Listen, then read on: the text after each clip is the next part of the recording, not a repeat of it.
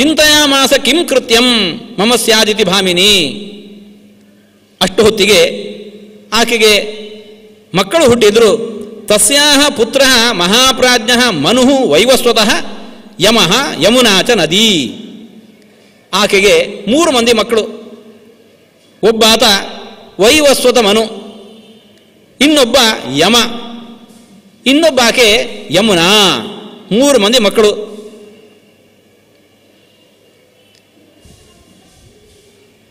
ಈ 3 ಮಕ್ಕಳನ್ನು ಪಡೆದ ಬಳಿಕವೂ ಕೂಡ ಪತಿಯ ಜೊತೆಗೆ ವಾಸ ಮಾಡೋದು ಆಕೆಗೆ ಸಾಧ್ಯವಾಗ್ತಾ ಇಲ್ಲ, ಆತನ ತಾಪದಿಂದಾಗಿ. ಹಾಗಾಗಿ ಪತಿಗೆ ತಿಳಿಯದಂತೆ, ಪತಿಯಿಂದ ದೂರ ಆಗಬೇಕು. ಪತಿಗೆ ತಿಳಿಯದಂತೆ ಅಂತಂದರೆ ಪತಿಯನ್ನು ನಾನು ತೊರೆದಿದ್ದೇನೆ ಅನ್ನುವ ವಿಚಾರ ಪತಿಗೆ ತಿಳಿಯಬಾರದು. ಅದಕ್ಕೋಸ್ಕರ ಇಂತಹ ಒಂದು ಆಲೋಚನೆಯನ್ನು ಮಾಡಿದ್ಲು.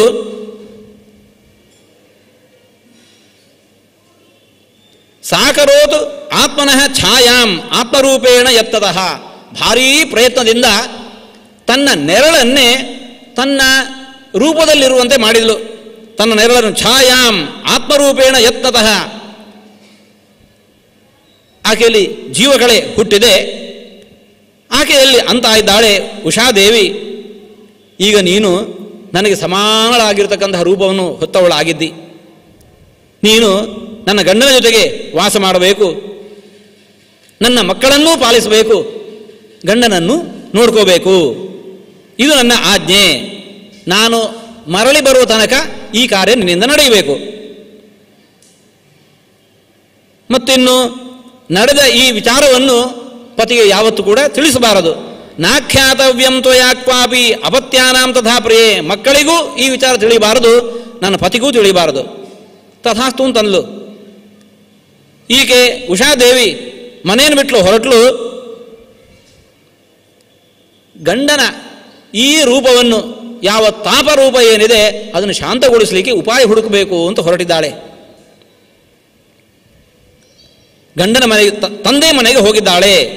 ತಂದೆ ಮನೆಗೆ ಹೋಗಿ ತಂದೆ ಬಳಿಯಲ್ಲಿ ಎಲ್ಲವನ್ನು ತಿಳಿಸಿದ್ದಾಳೆ. ಹೀಗೀಗೆ ಆಗಿದೆ, ಗಂಡನ ಜೊತೆಗೆ ಬಾಳೋದು ನನಗೆ ಸಾಧ್ಯವಾಗ್ತಾ ಇಲ್ಲ, ಆತನ ತಾಪವನ್ನು ಕಡಿಮೆ ಮಾಡಬೇಕು, ಅದರ ದಾರಿಯನ್ನು ಹುಡುಕಬೇಕು. ಹೀಗೆ ತಂದೆ ಬಳಿ ಅಂದಾಗ ತ್ವಷ್ಟೃ ಪ್ರಜಾಪತಿ ಆಶ್ಚರ್ಯಚಕಿತನಾದ. ಅಂತ ಇದ್ದಾನೆ, ನೈತದ್ಯುಕ್ತಂ ಭರ್ತೃಮತ್ಯ ಯತ್ ಸ್ವೈರೇಣ ಪ್ರವರ್ತನಂ. ಪತಿಯ ಮನೆಯಲ್ಲಿದ್ದು ಈ ರೀತಿಯಾಗಿ ಮನಸ್ವಿಯಾಗಿ ನಿನ್ನ ಮನಸ್ಸಿಗೆ ಬಂದಂತೆ ನಡ್ಕೊಳ್ಳೋದು ಸರಿಯಲ್ಲ. ಮಕ್ಕಳ ಯೋಗಕ್ಷೇಮ, ಪತಿಯ ಯೋಗಕ್ಷೇಮ ಯಾರು ನೋಡ್ಕೋಬೇಕು ಅಂತಂದಾಗ ಅವಳಂತ ಇದ್ದಾಳೆ, ಇಲ್ಲ ನಾನು ಬೇಕಾದ ವ್ಯವಸ್ಥೆಯನ್ನು ಮಾಡಿದ್ದೇನೆ ಅಂತ ಅಂದ್ಲು.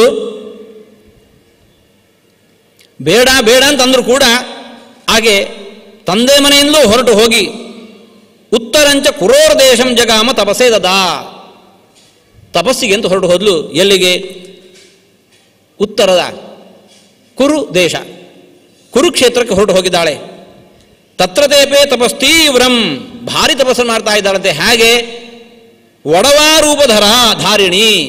ಒಂದು ಕುದುರೆ ರೂಪವನ್ನು ಧರಿಸಿಕೊಂಡು, ತಾನು ಯಾರು ಅನ್ನೋದು ಯಾರಿಗೂ ತಿಳಿಯಬಾರದು, ಹಾಗೆ ತನ್ನ ರೂಪವನ್ನು ಮರೆಮಾಚಿ ಕುದುರೆಯ ರೂಪವನ್ನು ಧಾರಣೆ ಮಾಡಿಕೊಂಡು ತಪಸ್ಸು ಮಾಡ್ತಾ ಇದ್ದಾಳೆ.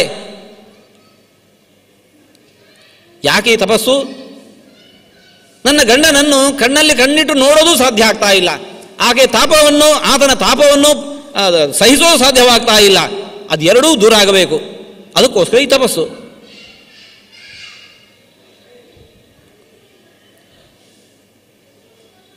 ಆಕೆ ತಪಸ್ಸು ಮಾಡ್ತಾ ಇದ್ದಾಳೆ. ಈ ಕಡೆ ಛಾಯಾದೇವಿ ಸೂರ್ಯನನ್ನು ಕೂಡಿದ್ದಾಳೆ. ಅಲ್ಲಿಂದ ಆಕೆಗೂ ಮಕ್ಕಳಾದರು. ಸಾವರ್ಣಿಶ್ಚ ಶನಿಶ್ಚೈವ ವಿಷ್ಟಿರಿಯ ದುಷ್ಟಕನ್ಯಕ. ಸಾವರ್ಣಿ ಅನ್ನುವಂತಹ ಒಬ್ಬ ಮಗ, ಶನಿ ಇನ್ನೊಬ್ಬ ಮಗ. ಸೂರ್ಯನಿಂದ ಛಾಯಾದೇವಿಯಲ್ಲಿ ಉತ್ಪನ್ನರಾಗಿರುವವರು, ಸೂರ್ಯನಿಂದ ಉಷಾದೇವಿಯಲ್ಲಿ ಉತ್ಪನ್ನರಾಗಿರುವವರು ಯಮದೇವ ಹಾಗೂ ವೈವಸ್ವತ ಮನು, ಯಮುನಾ. ಛಾಯೆಯಲ್ಲಿ ಸೂರ್ಯನಿಂದ ಉತ್ಪನ್ನರಾಗಿರುವವರು ಸಾವರ್ಣಿ, ಮನು ಹಾಗೂ ಶನಿದೇವ ಹಾಗೂ ವಿಷ್ಟಿ ಅನ್ನುವಂಥ ಒಬ್ಬ ಕನ್ಯಾ.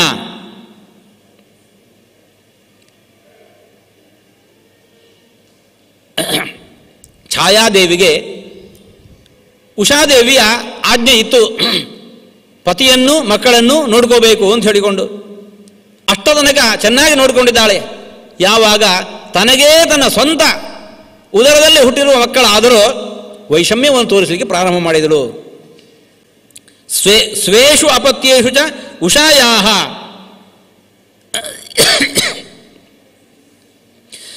ಯಮಸ್ತತ್ರ ಚುಕೋಪಃ. ಈ ರೀತಿಯಾಗಿ ಛಾಯಾದೇವಿ ತನ್ನ ಮಕ್ಕಳ ಮೇಲೆ ಹಾಗೂ ಉಷೆಯ ಮಕ್ಕಳ ಮೇಲೆ ವೈಷಮ್ಯವನ್ನು ತೋರಿಸಲಿಕ್ಕೆ ಪ್ರಾರಂಭ ಮಾಡಿದಾಗ ಯಮದೇವ ಇದರಿಂದ ಕುಪಿತನಾದ. ವೈಷಮ್ಯೇಣ ವರ್ತಂತೀಂ ಛಾಯಾಂ ತಾಂ ಮಾತರಂ ತದಾ ತಾಡಯಾಮಾಸ ಪಾದೇನ ದಕ್ಷಿಣಾಶಾಪತಿರ್ ಯಮಃ. ಯಮದೇವ ಕುಪಿತನಾಗಿ ತಾಯಿಯನ್ನು ಕಾಲಿನಿಂದ ತುಳಿದ. ನೀನು ನನ್ನ ಮೇಲೆ ಈ ರೀತಿಯಾಗಿ ವೈಷಮ್ಯ ತೋರಿಸ್ತಾ ಇದ್ದಿ ಅಂತ ಹೇಳಿಕೊಂಡು. ತನ್ನ ತಾಯಿ ಅಂತ ಅಂದ್ಕೊಂಡಿದ್ದಾನೆ ಯಮ. ತನ್ನ ತಾಯಿ ಅಲ್ಲ, ಹಾಗೆ ಛಾಯಾ ಅನ್ನೋದು ಆತನಿಗೆ ತಿಳಿದಿಲ್ಲ. ಪುತ್ರ ದೌರ್ಜನ್ಯ ಸಂಕ್ಷೋಭಾತ್ ಛಾಯಾ ವೈವಸ್ವತಂ ಯಮಂ ಶಶಾಪ ಪಾಪತೆ ಪಾದು ವಿಶೀರ್ಯತು ಮಮಾಜ್ಞೆಯ.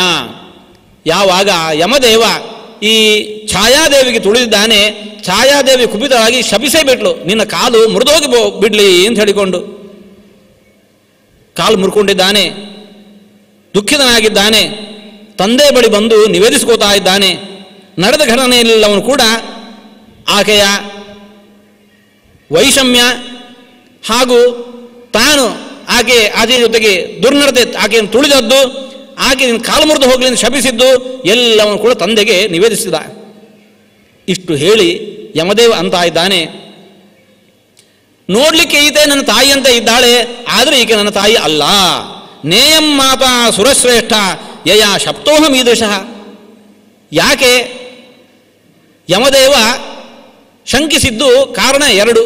ಒಂದು, ಮಕ್ಕಳ ಮೇಲೆ ವೈಷಮ್ಯವನ್ನು ಮಾಡ್ತಾ ಇದ್ದಾಳೆ. ಇನ್ನೊಂದು, ಮಗನಾದವನ ಮೇಲೆ ನಿನ್ನ ಕಾಲು ಮುರಿದು ಹೋಗಲಿ ಎಂದು ಶಪಿಸಿದ್ದಾಳೆ. ಯಾವ ತಾಯಿ ತಾನೇ ತಪ್ಪು ಮಾಡಿದ ಮಕ್ಕಳನ್ನು ಕೂಡ ಈ ರೀತಿಯಾಗಿ ಘೋರವಾಗಿ ಶಿಕ್ಷಿಸೋದಿಲ್ಲ. ಇವಳು ಶಿಕ್ಷಿಸಿದ್ದಾಳೆ ಅಂದಂದ್ರೆ ಈಕೆ ನನ್ನ ತಾಯಿ ಅಲ್ಲ.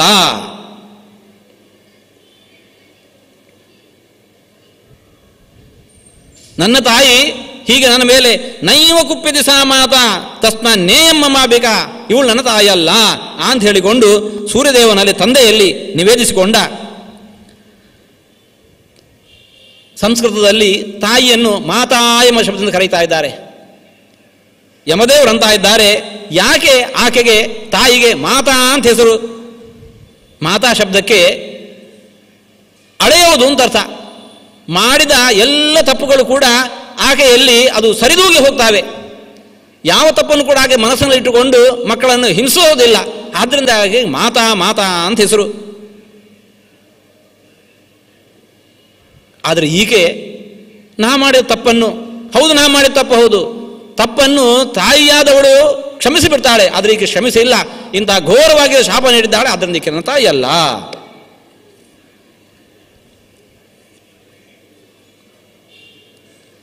ಈಗ ಸೂರ್ಯದೇವ ಎಚ್ಚೆತ್ತುಕೊಂಡಿದ್ದಾನೆ. ಏನಾಯಿತು ಅಂತ ಚಿಂತಿಸಿದಾಗ ಆತನಿಗೆ ತಿಳಿಯಿತು, ಈಕೆ ಉಷಾ ಅಲ್ಲ, ಈಕೆ ಛಾಯಾ ಇದ್ದಾಳೆ. ಯಾಕೋಸ್ಕರ ಉಷಾದೇವಿ ನನ್ನನ್ನು ಬಿಟ್ಟು ಹೊರಟಿದ್ದಾಳೆ ಅಂದೋದು ತಿಳಿಯಿತು. ಮಮ ಶಾಂತಿಮಭೀಪ್ಸಂತಿ ದೇಶೇ ಅನ್ಯಸ್ಮಿನ್ ತಪೋರಥ. ಕುರುಕ್ಷೇತ್ರಕ್ಕೆ ಹೋಗಿ ತಪಸ್ಸು ಮಾಡ್ತಾ ಇದ್ದಾಳೆ. ಯಾಕೆ? ನನ್ನ ತಾಪ ಕುಗ್ಗಬೇಕು ಅಂತ ಹೇಳಿಕೊಂಡು ಕುದುರೆಯ ರೂಪದಿಂದ ತಪಸ್ಸು ಮಾಡ್ತಾ ಇದ್ದಾಳೆ. ಸೂರ್ಯದೇವ ಆಕೆಯನ್ನು ಅರಸಿಕೊಂಡು ತಾನೂ ಹೊರಟ. ತಾನು ಕುದುರೆ ರೂಪದಿಂದಲೇ ಹೊರಟಿದ್ದಾನೆ. ಉಷಾದೇವಿಯನ್ನು, ಆ ಕುದುರೆ ರೂಪದಲ್ಲಿ ಇರತಕ್ಕಂಥ ಉಷಾದೇವಿಯನ್ನು ಕಂಡ. ಈಗ ತನ್ನ ಮಡದಿ ಅನ್ನೋದು ಸೂರ್ಯನಿಗೆ ತಿಳಿದಿದೆ. ಆದರೆ ಆ ಅಶ್ವದ ರೂಪದಲ್ಲಿ ಇರತಕ್ಕಂತಹ ಉಷಾದೇವಿಗೆ ತನ್ನನ್ನು ಅಟ್ಟಿಸಿಕೊಂಡು ಬರ್ತಾ ಇರತಕ್ಕಂತಹ ಈ ಕುದುರೆ ಅದನ್ನ ಪತಿಯಾಗಿರ್ತಕ್ಕಂಥ ಸೂರ್ಯನೇ ಇದ್ದಾನೆ ಅನ್ನೋದು ತಿಳಿತಾ ಇಲ್ಲ. ಕುದುರೆಯನ್ನು ನನ್ನನ್ನು ಅಟ್ಟಿಸಿಕೊಂಡು ಬರ್ತಾ ಇದೆ ಅಂತ ಹೇಳಿಕೊಂಡು ಭೀತಳಾಗಿ ಆ ಉಷಾದೇವಿ ಓಡ್ತಾ ಇದ್ದಾಳೆ. ಈ ಸೂರ್ಯದೇವ ಕಾಮಾತುರನಾಗಿ ತನ್ನ ಮಡದಿಯನ್ನು ಕೂಡಬೇಕು ಅಂತ ಹೇಳಿಕೊಂಡು ತಾನು ಅದರ ಬೆನ್ನು ಹಿಡಿದು ಓಡ್ತಾ ಇದ್ದಾನೆ. ಉಷಾದೇವಿ ಸಿಕ್ಕಳು. ಸೂರ್ಯದೇವ ಕೂಡಿದ, ಆಕೆ ಕೊಸರಿಕೊಳ್ತಾ ಇದ್ದಾಳೆ.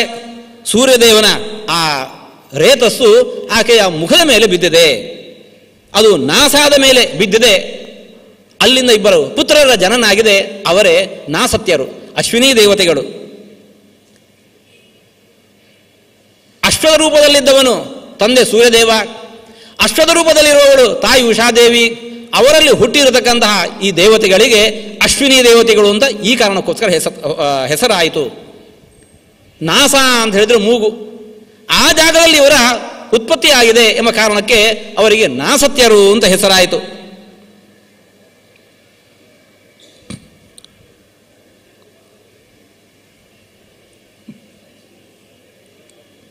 ಇದರ ನಡುವೆ ಒಂದು ಘಟನೆ ನಡೆದಿದೆ. ಯಾವಾಗ ಈ